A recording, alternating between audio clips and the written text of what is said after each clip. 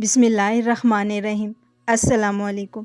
یہ کہانی ایک پرانے دور کے ایک چھوٹے مگر خوبصورت گاؤں نورپور کی ہے، جہاں پہاڑوں کے دامن میں بہتا ہوا ایک ندی، بلند و بالا درخت اور دل کو سکون دینے والی فضا ہوا کرتی تھی۔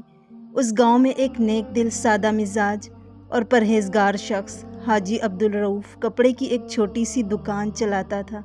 اس کا انداز باقی تاجروں سے بالکل مختلف تھا، نہ زور زور سے آواز لگاتا، نہ جھوٹ بولتا، نہ منافع کے پیچھے بھاگتا۔ وہ اکثر کہا کرتا تھا، میں اللہ پاک سے تجارت کرتا ہوں، انسان تو محض ذریعہ ہے۔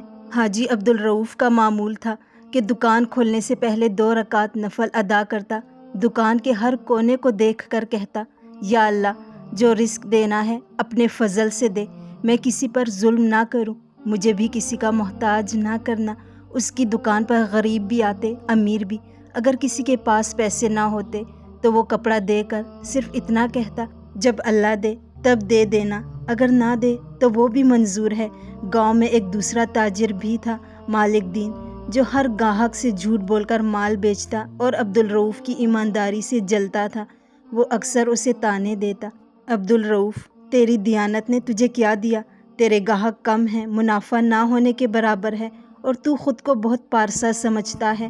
مگر عبدالرؤف ہمیشہ کہتا، اللہ کی راہ میں دیر ہو سکتی ہے، اندھیر نہیں۔ جو سچائی پر قائم رہے وہ کبھی رسوا نہیں ہوتا۔ ایک دن مالک دین نے ایک چال چلی۔ اس نے عبدالرؤف کے خلاف یہ افواہ پھیلائی کہ وہ پرانا کپڑا نیا کہہ کر بیچتا ہے۔ گاؤں میں بات پھیل گئی، گاہک کم ہونے لگے، کئی دن دکان بالکل خالی رہی۔ عبدالرؤف نے وہ رات مسجد میں گزاری، سجدے میں سر رکھ کر بس ایک ہی دعا مانگی، یا اللہ، میں نے کبھی تیرے بندوں کے ساتھ دھوکہ نہیں کیا، میری نیت میں کھوٹ نہیں، اگر تو آزمائش میں ڈال رہا ہے تو مجھے صبر دے، اور اگر یہ سازش ہے تو خود اس کا پردہ چاک کر دے۔ چند دن بعد ایک بڑی کمپنی کے نمائندے گاؤں میں آئے، جو خالص کپڑا خریدنا چاہتے تھے۔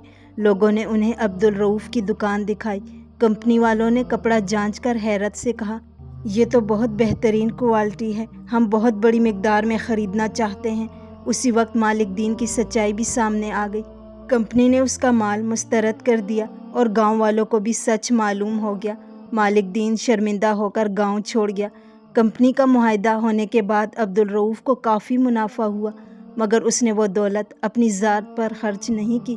اس نے گاؤں میں ایک چھوٹا مدرسہ، ایک یتیم خانہ اور ایک فری ہسپتال بنوایا۔ لوگوں سے ہمیشہ کہتا، یہ اللہ کی امانت ہے، جس نے مجھے بچایا، عزت دی اور میری تجارت کو قبول کیا۔ اب میری ذمہ داری ہے کہ اس کی مخلوق کی خدمت کروں۔ جب وہ بوڑھا ہوا تو دکان اپنے بیٹے کے حوالے کی اور خود زیادہ وقت عبادت اور خدمت خلق میں گزارنے لگا۔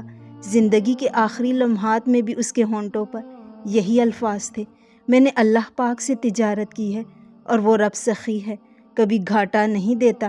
اللہ سے تجارت صرف حاجی عبدالرؤف کی زندگی کا فلسفہ نہیں تھا، بلکہ یہ ہر اس شخص کے لیے ایک روشن مثال ہے جو دنیا میں ایمانداری، سچائی اور خلوص کے ساتھ جینا چاہتا ہے۔ ہم اکثر دنیاوی فائدے، وقتی نفع اور دوسروں سے آگے نکلنے کی دوڑ میں یہ بھول جاتے ہیں کہ یہ دنیا اصل ٹھکانہ نہیں ہے۔ عبدالرؤف کی زندگی اس سچائی کی ترجمان ہے کہ عزت، کامیابی اور راحت کا اصل ذریعہ اللہ پاک کی رضا ہے۔ وہ شخص جو ہمیشہ سچ بولے، انصاف کرے اور اپنی نیت کو صاف رکھے، وہ دنیا میں شاید وقتی طور پر تنہا ہو، لیکن وہ اللہ پاک کی نظر میں مقبول ہوتا ہے۔ آج کل کامیابی کو ہم صرف مال و دولت، بڑی گاڑیوں اور شہرت کے پیمانے سے ناپتے ہیں، مگر عبدالرؤف نے ثابت کیا کہ اصل کامیابی وہ ہے جو دوسروں کی زندگی میں آسانی لائے، جو دلوں کو سکون دے، جو یتیم کے سر پر ہاتھ رکھے، جو بیمار کے لیے دوا بنے اور جو علم کے چراغ روشن کرے۔ اگر انسان کی نیت میں اخلاص ہو اور وہ صرف اللہ پاک کی رضا کے لیے عمل کرے، تو وہی چھوٹی سی دکان، وہی سادہ سا کاروبار ایسی برکت لے کر آتا ہے جو بڑی بڑی کمپنیاں اور چالاکیاں نہیں لا سکتی۔ عبدالرؤف نے کبھی دنیا کے اندازے سے نفع نہیں کمایا، اس نے نفع اللہ کے وعدے سے کمایا، اور اللہ کا وعدہ کبھی جھوٹا نہیں ہوتا۔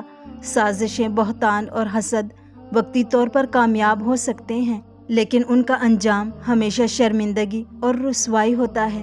سچ کے راستے پر چلنے والا شاید اکیلا ہو، مگر اس کے ساتھ اللہ ہوتا ہے، اور جب اللہ ساتھ ہو تو دنیا کی کوئی طاقت اسے جھکا نہیں سکتی۔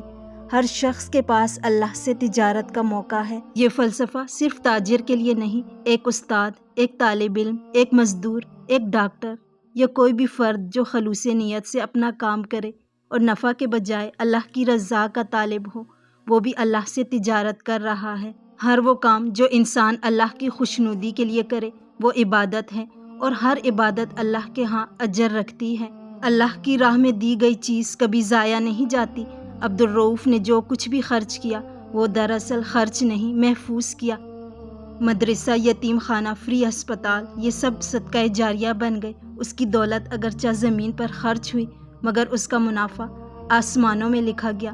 حاجی عبدالرؤف کی کہانی ایک عام گاؤں کے تاجر کی نہیں بلکہ ایک ایسے مرد مومن کی ہے جو دنیا کے شور و غوغا میں بھی اللہ کی رضا کو تلاش کرتا ہے۔ اس نے دکھا دیا کہ اگر انسان کی نیت صاف ہو تو وہ نہ صرف خود کامیاب ہوتا ہے بلکہ دوسروں کے لیے بھی راستہ ہموار کرتا ہے۔ ہم سب اپنی زندگی کے کسی نہ کسی پہلو میں اللہ سے تجارت کر سکتے ہیں۔ ہمیں ضرورت ہے صرف نیت کی سچائی، زبان کی سچائی اور دل کے اخلاص کی۔ اور یاد رکھیں، جو اللہ کے ساتھ تجارت کرے وہ کبھی گھاٹے میں نہیں رہتا۔ سچائی کا راستہ مشکل ہو سکتا ہے مگر وہی راستہ منزل کی ضمانت ہے۔ اللہ کی راہ میں دیا ہوا ایک ذرہ بھی پہاڑ بن کر واپس آتا ہے۔